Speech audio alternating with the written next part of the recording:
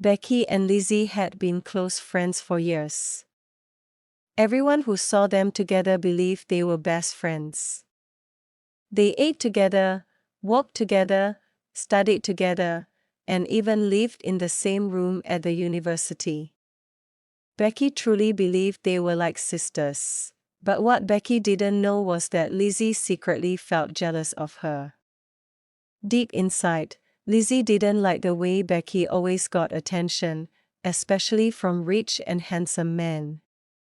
Becky was very beautiful, with glowing skin and a bright smile that made people notice her immediately. Lizzie was beautiful too, but in a quieter way, and people didn't seem to pay her as much attention.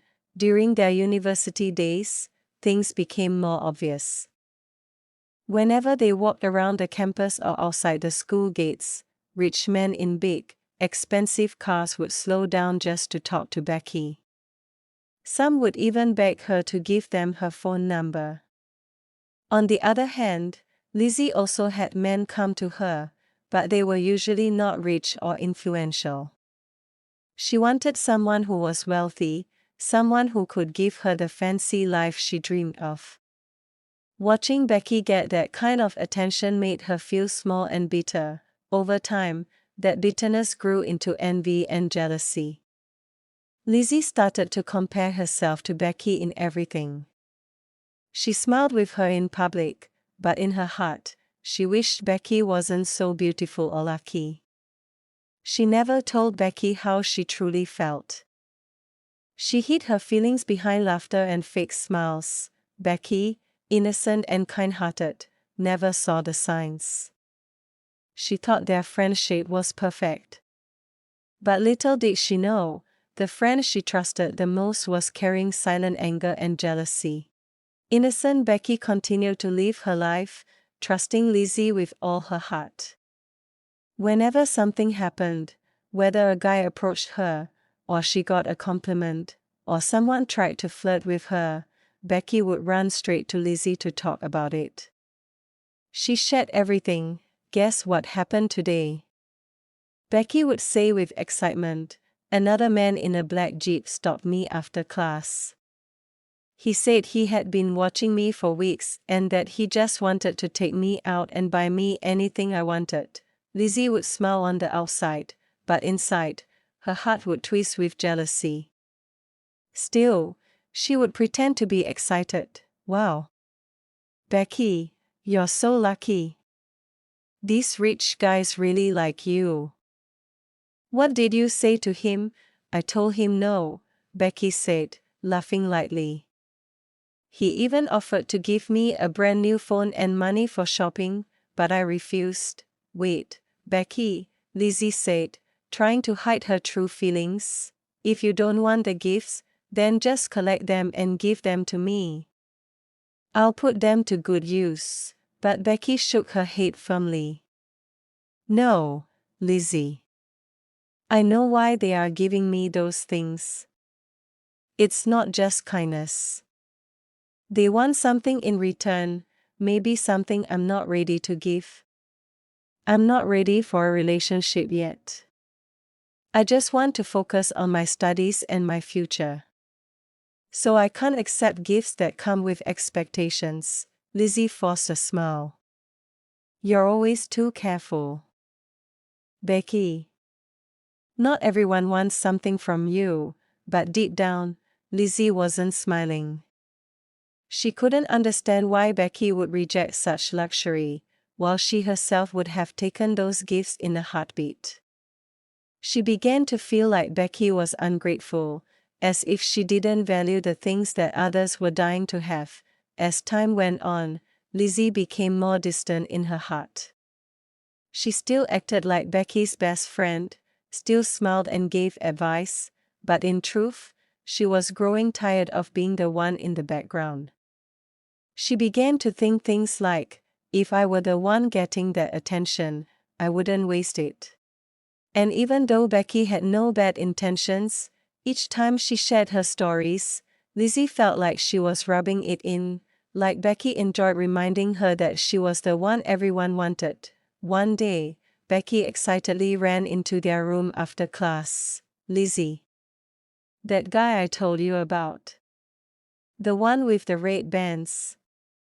He came again today with flowers. I felt so bad turning him down. He looked so handsome. Lizzie clenched her jaw slightly, pretending to be happy. You turned him down again? Yes, Becky said, nodding. I thanked him, but I told him I still wasn't interested. Becky, seriously, Lizzie said, her voice a little colder this time. What are you waiting for? These guys are rich. If you don't want anything, at least collect the gifts and give to me. I need them. Becky looked at her with gentle eyes. I know what I'm doing, Lizzie. I don't want to owe anyone anything. And I don't want to be seen as someone who collects gifts and gives nothing in return. It's not who I am. That night, as Becky slept peacefully, Lizzie lay awake. A mix of thoughts filled her mind: confusion, bitterness, and envy. In her heart, a silent question kept echoing: why is it always her? And slowly, the envy began turning into something darker. Clinton, the man with the red bands, had not given up on Becky. From the moment he laid eyes on her back in the university, he knew she was special.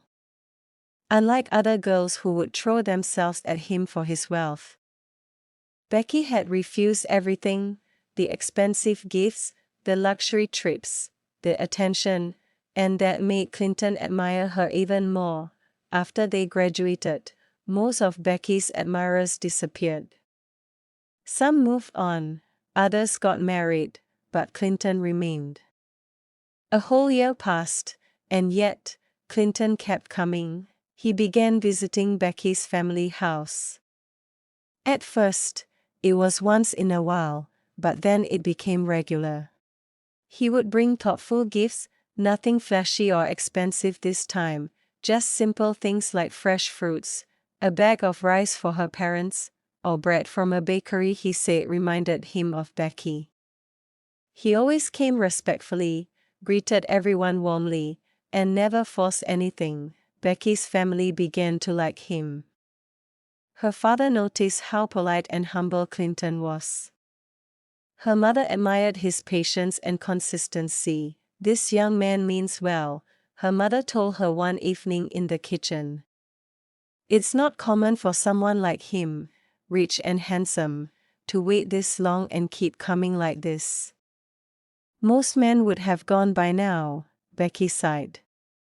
Mama, I'm just not sure. What if he's pretending? What if he changes after marriage? Her father, who overheard the conversation, walked in and said, every man is a risk, my daughter. But not every man will show you this kind of effort. Some men come for a while, get tired, and leave. But Clinton has stayed, even when you gave him no attention. Becky thought deeply about their words. She remembered how she had always told him no, politely, but firmly. And yet, he never reacted with anger. Instead, he would smile and say, I understand. I'll come back another day. At first, she had found it strange. Then she thought he was just playing a game. But now, after so many months, after graduation, after friends had moved on with their lives, Clinton was still here. Still asking for the same thing. Her heart, slowly, Becky began to fall for him. She started looking forward to his visits. She began to notice the way he smiled, how he listened carefully when she spoke, and how he never tried to pressure her. One evening, after dinner, Clinton came again. He sat with Becky on the front porch while the stars blinked in the sky. Becky, Clinton said softly, I know I've said this many times, but I'll say it again. I love you.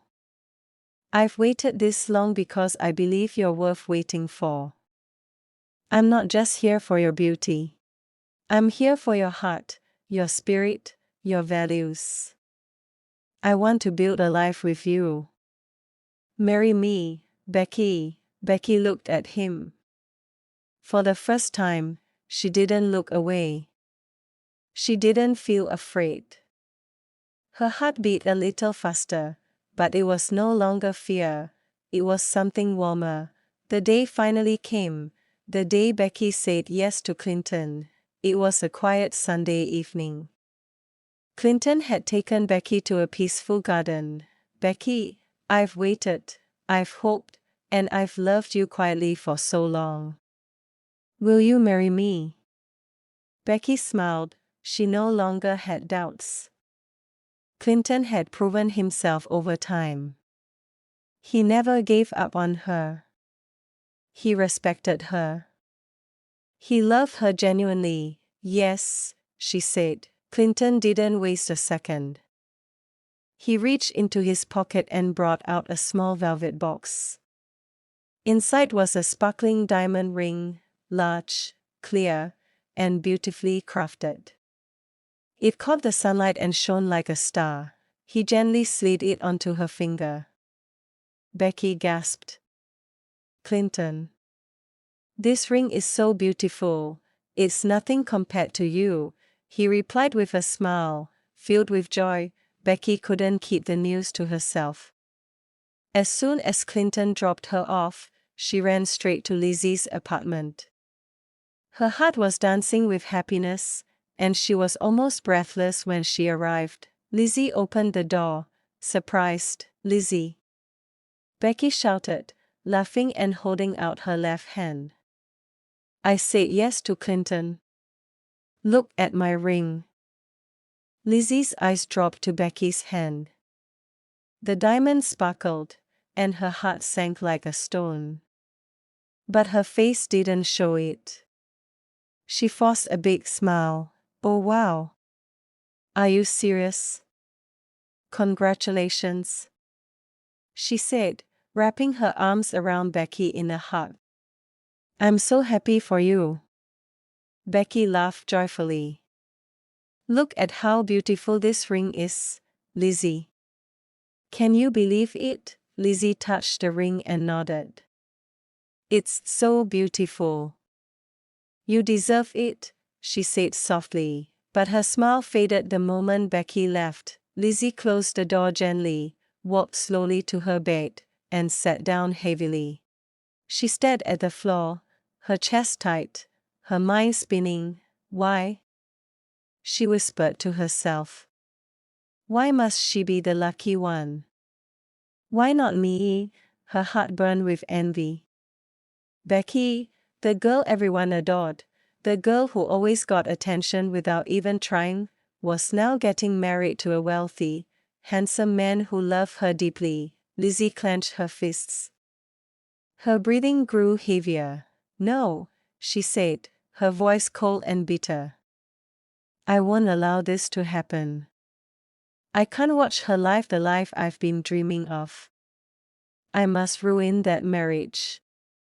I must. And Becky, still glowing with joy, had no idea that the person she had just hugged was no longer her friend, but her hidden enemy. The big day had finally come, Becky and Clinton's marriage day. Becky's makeup artist had just finished her look, and she looked like a real-life queen. Everyone who saw her said the same thing, Clinton is a lucky man. Lizzie was there too, standing close to Becky, pretending to be her supportive best friend. She wore a beautiful dress, smiled politely at everyone, and held Becky's handbag like a loyal sister. Becky, innocent as ever, had no idea what Lizzie was planning. She had specially invited Lizzie to the wedding. Despite how busy she was with preparations, she made sure Lizzie had a special seat close to her at the ceremony. She had even whispered earlier that morning, Lizzie, you've been like a sister to me. I'm so glad you're here with me on the most important day of my life. Lizzie smiled at her. Of course, Becky.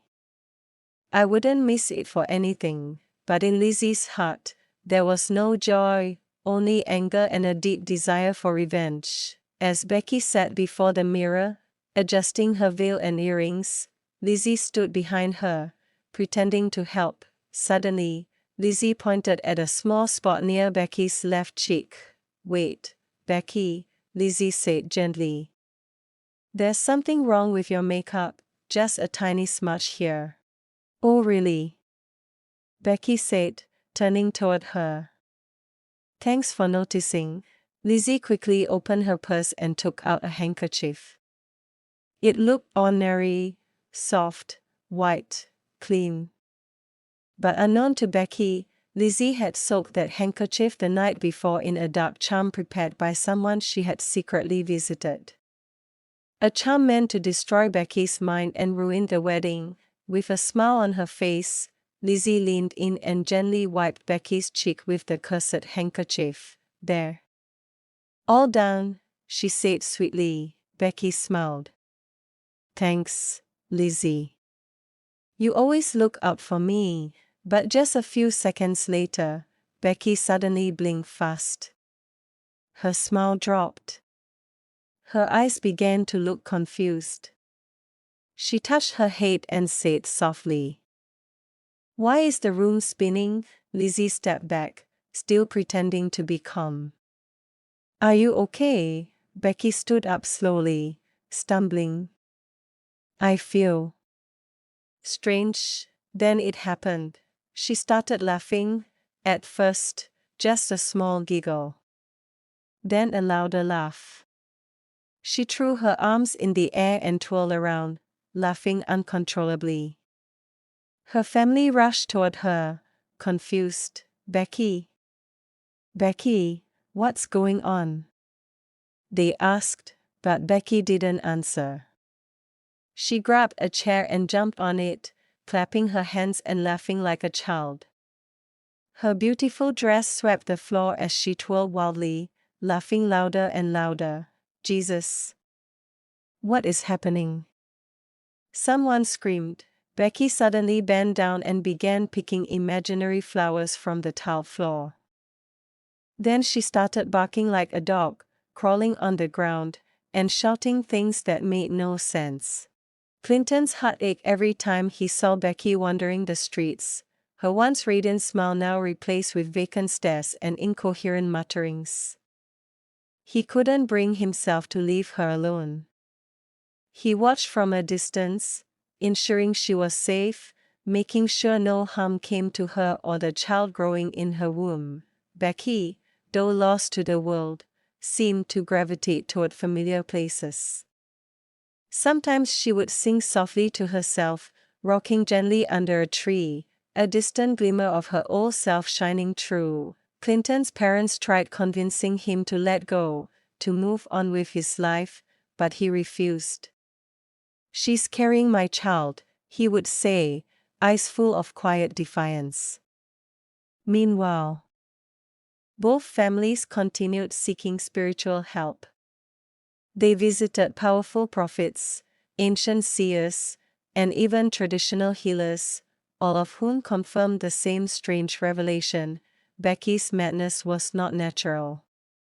A jealous spirit, or bitter enemy, had sent an affliction to destroy her joy. But the child in her womb was a shield, a divine key. Once born, it would break the curse and return Becky to her senses. Months passed. On a rainy Thursday evening, Becky went into labor right in the middle of a busy road. People shouted for help, some afraid to go near her, calling her the mad pregnant girl. But fate had a plan. A kind midwife, Mama Grace, recognized the signs and rushed to her aid. Clinton was alerted. By the time he arrived, he found Mama Grace cradling a healthy baby boy, and Becky, lying on the ground, unconscious but breathing calmly. Then it happened. As soon as the baby let out his second cry, Becky stirred. Slowly, her eyes opened, and the blankness that once consumed them began to fade. She looked at the baby, then at Clinton. Her lips trembled. "Clinton," she whispered, her voice barely audible. Clinton dropped to his knees, tears flowing freely down his cheeks. "Becky, you're back?" The curse had been broken. And just then, as if a switch had flipped in the unseen realm, Lizzie began shouting. Her voice pierced the calm of the village evening. "Leave me alone. I didn't do anything," she screamed, tearing at her clothes, her eyes wide with terror as though she was seeing things no one else could see. She ran through the village streets barefoot, hair disheveled, crying and laughing in turns. People stopped in their tracks, mouths open in disbelief. It was Lizzie, the same Lizzie who once walked with pride, always well-dressed, head held high, now rolling in the dust and wailing to the heavens. "The evil man do lives with them," one of the elders muttered, shaking his head. "It has returned to her." Whispers turned to murmurs, and murmurs to loud conversations. Everyone remembered how close Lizzie and Becky had once been, inseparable like sisters. They had grown up together, shared secrets, and even dreamed of their weddings side by side. No one could have imagined that Lizzie, out of envy and bitterness, had gone so far as to seek dark forces to destroy her own friend's happiness. Some said it was because Clinton chose Becky and not her. Others believed she had always nursed jealousy in silence, masked behind fake smiles and false laughter. Whatever the reason, the truth was now plain. Becky had been the target of betrayal, far away from the noise of the village, in a quiet and serene mansion on the outskirts of town. Becky sat wrapped in a warm shawl. She stared out through the glass windows, her newborn baby asleep beside her. Clinton sat close, his arm wrapped protectively around her. "I didn't believe my own best friend could go to this extent to destroy me," Becky said, a tear sliding down her cheek. Clinton gently turned her face toward his. "You're safe now," he said softly, brushing the tear away. She tried, but God didn't let it stand. "What was meant to destroy you has only made you stronger." Becky leaned into his chest, her heart still heavy, but grateful. "I forgive her," she murmured. "Not for her, but for me." "I need to move on," Clinton nodded. "And we will together." Outside, the wind blew softly through the trees. Peace had finally returned. But in the heart of the village, Lizzie wondered, trapped in the same madness she had wished upon another. Justice, though silent, had spoken.